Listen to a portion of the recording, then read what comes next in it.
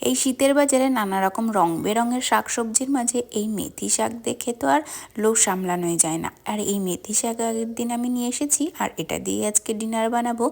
তো আজ বানাবো আমি মেথি শাকের পরোটা। তার জন্য মেথি শাকগুলোকে ভালো করে বেছে নিয়েছি, বেছে নিয়ে ধুয়ে নিয়েছি। তারপরে আগারোর একটা ইলেকট্রিক চপারের সাহায্যে আমি ভালো করে কুচি করে নিয়েছি। এই আগারোর ইলেকট্রিক চপারটা চার্জ করে নিতে হয়, তো খুবই ভালো চলে, আমার খুব উপকার হয়, তোমরাও এটা কিনতে পারো।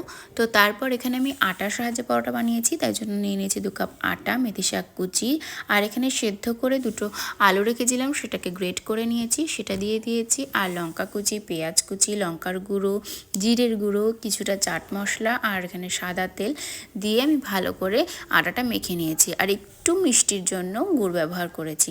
ভালো করে মাখা হয়ে গেছে, একটু তেল মাখিয়ে 1 ঘন্টা রেখে দিয়েছি। এখানে যখন রেস্ট হবে তো পরোটাটা আরও সুন্দর হবে খেতে। এরপর পরোটাগুলো বেলে নিয়ে 2 পিঠ সেঁকে নিয়ে তেল দিয়ে ভেজে নিয়েছি, আর আলুর দম দিয়ে সার্ভ করেছি। তোমরাও বাড়িতে এভাবে একবার বানিও, আর কেমন লাগলো অবশ্যই কমেন্ট করে জানিও। টাটা বন্ধুরা, দেখা হবে পরের ভিডিওতে।